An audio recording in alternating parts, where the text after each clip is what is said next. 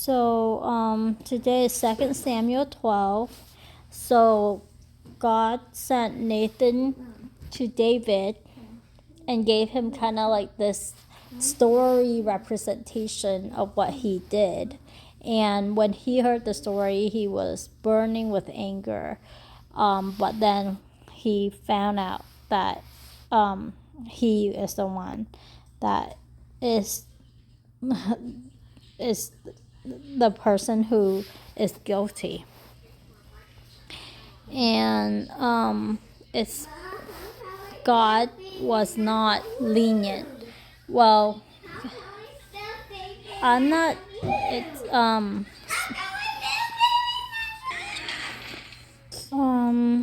So God was saying that He already gave David a lot, and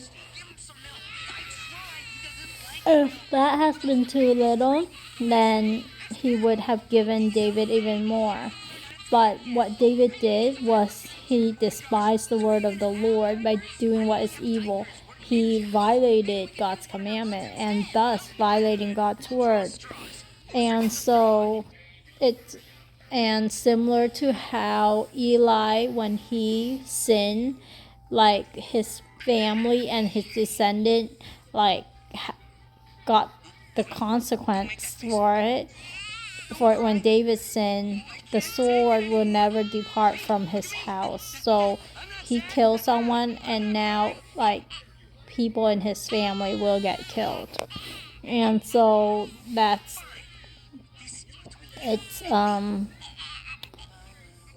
and that God would take his wives and give it to one who is close to him. And so like this is just, it's really harsh. Like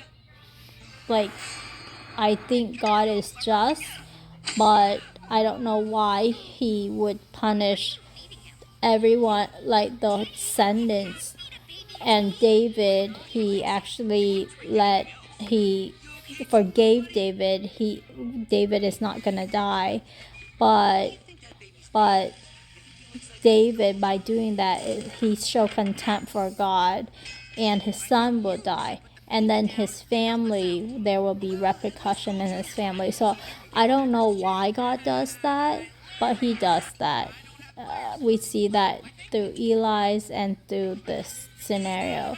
So he must have had a reason, and I don't understand what it is, but that's what happened, and it's really and so David like prayed for the child to be not killed, for the child to live, but God did not change his mind.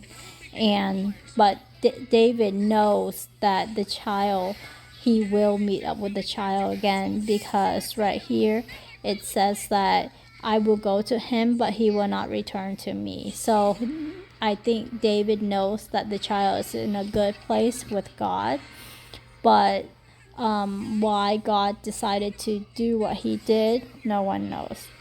And it's also interesting because God said that the Bible wrote that the Lord loved Solomon. So Solomon was also between Bathsheba and David, and but God loved Solomon, and he sent word through Nathan the prophet to name him Jedediah. I don't know what that meant, but it's probably some really good name.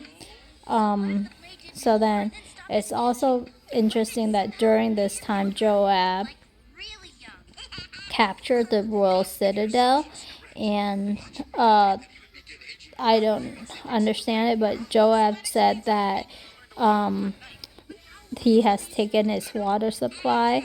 Now send troops to capture the city. Otherwise, Joab would take the city and it will be named after David instead of Joab. I don't understand why he would say that to David, but David went and took that city, and then he consigned their people to labor. and then he and his entire army returned to Jerusalem. So I feel like Joab kind of wanted the city for himself, but I'm not sure. It's kind of weird that he said that. Yeah, Mom. So yeah, so today I think the thing that stuck with me is that every action have a consequence, and that consequence extends beyond you, like beyond the person that's making that mistake. So yep.